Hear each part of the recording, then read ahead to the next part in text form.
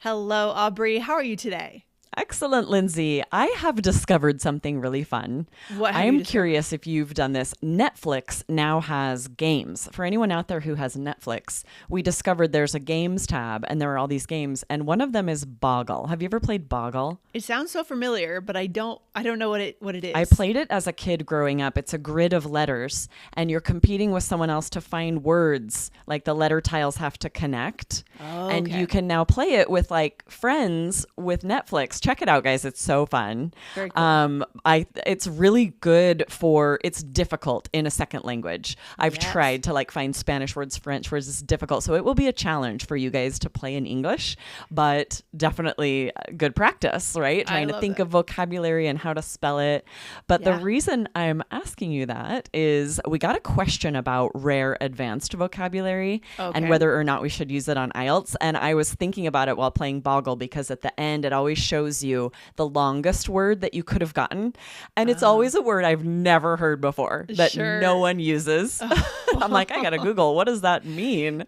Yeah, Because there are so many words that just no one uses. it's true. It's so fun to discover new words, even in our native language, right? Yes. And if you start using that, I mean, we've had conversations about using big words and what that does, but it's fun too, right? It's fun to drop in unknown Yeah. words sometimes. It's interesting how much goes into that, right? Like sometimes it is just fun, and sometimes you're with people who really appreciate that and are like, wow, cool Yeah. word. What does that mean, Right, right? right, And then right. for IELTS, it's really interesting because, well, let's read the question and we'll Yeah. get into it. Yeah, let's do it. So this question comes from Omar Khalid, 2147 on YouTube. Thank you for watching us over on YouTube. He says, "Hi, I love your podcast so much and I listen to it constantly. I have a question about the speaking part 1. Should I use advanced words or fancy ones?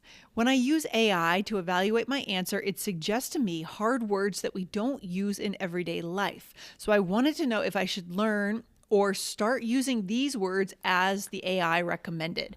Warm regards from Egypt." And that is from Omar. Yes. Great question, Aubrey. Yeah. Such a great question. So today we're going to talk about this. How advanced should your vocabulary be on part 1?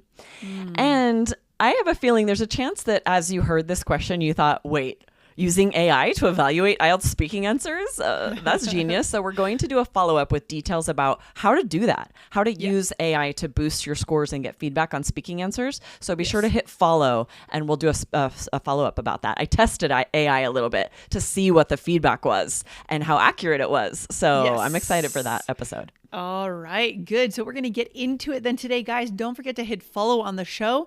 This is the place to listen to get advice that is straight from the scoring system. All right? Exactly. Good. Hit the Yeah, follow so let's button dive in. We first want to talk about the scoring system a little bit, because when you're thinking about how advanced does my vocabulary need to be, you need to go straight to the scoring system and make sure you understand the vocabulary score, which in the scoring system is called lexical resource. What that means is the vocabulary you're using, right? Yes. And there is a little more to that. It's also about paraphrasing. So we're going to dive into this. Let's first look at a band 8. Lindsay, what do Okay. you need to be doing to get a band 8 for your Yes. vocabulary score? Vocabulary score on speaking, or is this across a whole test? This or is just speaking. It is Okay. different for writing. Okay, good. Similar, but different. For speaking vocabulary, to get a band 8, you need to use a wide vocabulary resource readily and flexibly to convey precise meaning, right? Yep, Resources. exactly. You need to use less common and idiomatic vocabulary skillfully with occasional inaccuracies. You can be, so even at a band 8, you can be occasionally inaccurate, right? Exactly. And then you need to use paraphrasing effectively when it's required. Okay. Exactly. And then for a band 9, it's even more extreme, like fewer mistakes, very few mistakes, more sort of grasp of how to do these things, right? But so band 8, like you said, there can be a few mistakes, but a wide vocabulary, right? Yes. Precise meaning. So that means specific details. You can't say good. You need a more precise word that's more accurate. What about it is good, right? And then Exactly. paraphrasing. And now let's look at a 7 to Yeah. notice what's different between a 7 and an 8. For a Yeah, 7, the so- scoring system. Go ahead, Lindsay. Okay, so for a band 7, we use vocabulary resources in a flexible way to discuss a variety of topics. We use less common and idiomatic vocab, and we show some awareness of style and collocation. But we do sometimes make inappropriate choices. And of course, we paraphrase effectively. That paraphrasing seems to be a common thread across 6, 7, and 8. Yes, you have to be able to paraphrase, right? You don't have to come up with the perfect word, a super fancy word, but if you can't, you need to be able to paraphrase. Native speakers do this. We speak around it. So we'll talk about more about that in just a moment. But I want to look at some of the specific things that differentiate a 7 from an 8, because it's quite similar, but what's different is instead of just saying, use vocabulary flexibly, and 8 is readily and flexibly. So it's interesting how that vocabulary needs to be more readily accessed, more quickly accessed. It's interesting, the difference there. And then also, often the words that are different are like some instead of a few, something like that, right? So the examiner has sort of some flexibility there. It's not saying uses 3 idioms. It'll be like uses some vocabulary flexibly. So there is sort of room for interpretation here for the examiner. Oh my gosh, there really is, right? So that's why we start everything here with the scoring system and we work backwards from there. Right? So this is how we do it. Yes. Yeah. So looking at a 6 quickly, just so you can differentiate here, it says has a wide enough vocabulary to discuss topics at length and make meaning clear in spite of inappropriacies, and then generally paraphrases successfully. So notice for a band 6, there is not a requirement of idiomatic language. 7 or higher is where you have to be using idioms. So if you don't use any idiomatic phrasal verbs or idioms, you cannot score 7 or higher, but you could maybe get a 6 for vocabulary. You still have to be able to paraphrase successfully, and you have to have this wide enough vocabulary to discuss topics at length. You cannot be using very limited vocabulary that's limiting your details and making your answers short, and your meaning still has to be clear, but you can have inappropriacies, what it says, inaccuracies, incorrect vocabulary sometimes. Good. So it seems like we're building a very good picture of understanding what a band 6, 7, and 8 candidate does, right? And so do we have some special tips then today for our listeners that we should go through?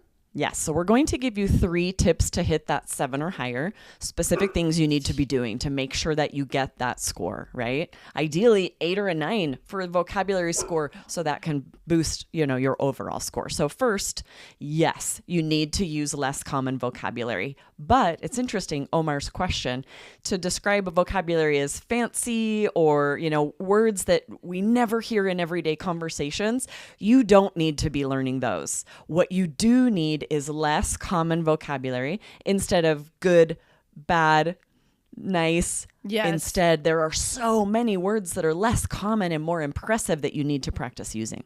Yeah, so not extremely uncommon, but less common, right, Aubrey? I like that. Exactly. Yes. So, and often it's about being more specific. Yep. So, for example, let's take the word good. And if you, for example, are talking about like TV, books, movies, or a performance, what are some better ways to say that it was good? Yeah, we really like this word compelling, solid, top-notch. These are all beautiful, articulate words. Because good is just so average, isn't it, Aubrey? Just every other candidate is using it. Yes. And right in the scoring system, you're told that you have to be accurate and share details. It needs to be specific to what you're talking about, right? You can't just say good. What about it was good? Use this more specific vocabulary. What about food? What if we're talking about food? We can't call it compelling. No. You could call it top-notch or solid to say it's really good, but what other words could you use? There's some food-specific words like scrumptious. That's a very unique word that you don't hear every day, but it's not so unheard of that the examiner won't know it. They'll know it, right? Yes, exactly. Or delectable is another good one. Same scenario, right? Yes, and neither of those can be used to describe TV and books. They're specific to food, and that's also why they're high scoring. You need to be able to know which synonyms for good can be used to describe a performance or TV or food, right? And that's part of what the examiner is judging you on as well. Grading you on, scoring you on. Yeah. And what about if we get a question, Aubrey, about travel or a trip we've taken? What words could we use there? Yeah, good. We wouldn't say a trip was scrumptious or compelling, right? But maybe rejuvenating, if you're talking about it being relaxing and giving you that energy you need to continue on with your workday. Or maybe like smooth or hassle-free, if you're talking about that everything went really smoothly. Yeah, good. And What about if it went badly, Lindsay? What could you say? I like this word. I'm not sure if I'm pronouncing this correctly. An absolute debacle. Is that how Yes, you pronounce debacle. that word? Okay. I know it's Just making spelled sure. kind of strangely, but it's pronounced debacle. That's a band 9 word. Or a fiasco. I like to use this word sometimes. Fiasco. Yeah, I do too. And if you just say the trip really wasn't good or it was bad, that's band 6, band 5, maybe even, right? That's very low scoring vocabulary. But if it was bad, say it was an absolute debacle. It was a fiasco. That's band 9 vocabulary. So make that extra effort to come up with something. And obviously this doesn't happen on the spot on test day, like we've been saying. This happens through practicing with these higher level, less common vocabulary words, right? Exactly, right. You can't see it once and be able to use it in an answer. You have to practice using it in your answers and make it part of your active vocabulary. Exactly. All right. So then the other piece that we've learned from the scoring system is that we need idiomatic language. Exactly, right? This is required to score 7 or higher for vocabulary on speaking.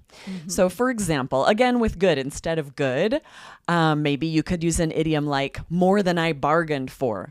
Right. Or better than expected, right? These are still idiomatic. If you're saying a trip was more than you bargained for, you didn't actually do any bargaining. This is idiomatic language. So just so we understand exactly what we're talking about here, Aubrey, what is the difference between vocabulary choices, words, and idiomatic language? What are we talking about? Yeah, idiomatic language is an expression or phrase that the meaning of it cannot be determined from the actual words. So this, for example, the word bargain means either, there are a few meanings, it could mean a sale, that I found this, it was a bargain, like it was cheap, or the verb bargain means you tried to pay less than they were asking. Both of those are not related to the phrase more than I bargained for. That just means it's better than you expected. And so it's idiomatic. Okay, got it. Love that one. So more than I bargained for is one option, or exceeded my expectations. I mean, this one's a little more literal, right? In the way this is more like an expression, right? So yeah, it's interesting to look at the difference between idioms. You also are looking to use these phrases, these chunks, these expressions. Yes. But this one wouldn't necessarily be idiomatic because you can figure out from the words what that means, right? Exceeded my expectations. But this one would be a breath of fresh air, right, Aubrey? Exactly, right? You're not talking about a literal breath of fresh air. You're talking about something that was nice because it was unique and new, right? You could say that movie was a breath of fresh air because it was very different from what you had been experiencing. Or the expression right up my alley, right? This is perfectly suited to me. Now, we're not talking about an alley behind an apartment building. Or a bowling alley. Exactly. Or even a bowling alley. No, we're talking right, it's about an idiom that means like just what I needed, perfectly suited to me. Something it fits you perfectly, right? Another one, went off without a hitch. So something went off without a hitch. It went perfectly smoothly, especially maybe if you expected to have problems. Right? Yes, right. You thought things would go badly, but then it went well. Say that went off without a hitch. Exactly. All of these just mean something was good, but depending on the context, depending on what you're talking about, use one of these idioms instead to push to that 7 or higher. Love it. Okay, Aubrey, we're back with our third tip, and this came up in our conversation, so I'm really glad we're addressing it in our tips. We need to be able to paraphrase. Tell us more here. Exactly. So, for example, you're answering an IELTS speaking question and you need to say the word teleprompter, but you cannot remember that word. You can say the device with a screen that displays a script for the speaker and still score a band 9 because you showed the examiner that you can paraphrase. Native speakers do this all the time. We can't always come up with the exact word we're trying to think of or the name of that movie, so we paraphrase, we say it another way. Yes. Or if you're struggling to think of the word of someone who's an eye doctor, right? You could say you're trying to look for the word ophthalmologist, but you might say an eye specialist or a doctor that focuses on eyes. Right? Exactly. This reminds me, you recently did a practice speaking answer, right? Yes. And you said ophthalmologist. And I was like, oh, what great vocabulary. You need to know this medical vocabulary. You probably won't know every medical term you're trying to think of on IELTS speaking. Say it another way. Paraphrase it. That's actually part of your score. Instead of pausing, hesitating, say it another way. Paraphrase it. And you can show your vocab range that way too, right? So you might score additional vocab points than if you hadn't done that. Right? Exactly. And this is also the way you avoid repetition, because you might need to be able to say good or the meaning of that 12 times on IELTS. Yes. You can't do that. You can't repeat vocabulary. So instead, paraphrase, use lots of interesting synonyms, say things a different way to avoid that vocabulary repetition that would pull down your score. Love it. Again, everything here today, straight from the scoring system. We're not making anything up. We're not bringing anything over from TOEFL or from, the university academic world. This is true IELTS here, Aubrey, isn't it? Exactly, right? And that's really what matters the most. You need to understand the scoring system to know what the examiner is listening for in your answers, what you could potentially do that would flag it as a lower score. All of that is really vital before you go on test day. Know how the scoring system connects to what the examiner is listening to for. 100%. Good. And as you guys are coming off today's episode, if you're feeling the momentum and you want to keep going with an episode from IELTS Energy, go backward just one day. Go to 1565, How Creativity Boosts Your IELTS Speaking Score. And then you'll hear my sample answer about optometrist, ophthalmologist, and you'll see a little bit of paraphrasing in there, hopefully. Right? Yes, absolutely. Right. If you missed that answer, go back and be sure to hit follow so you're not missing any of our amazing episodes. Any other final takeaway, Aubrey? I think that's it, right? You need less common vocabulary on IELTS, but it doesn't have to be words that you never hear, that are never used in everyday conversation. It just needs to be less common and more topic specific. Perfect. Love it. Good stuff today. I'll see you back here on the show very soon. Bye. Awesome. See you next time. Bye. Bye.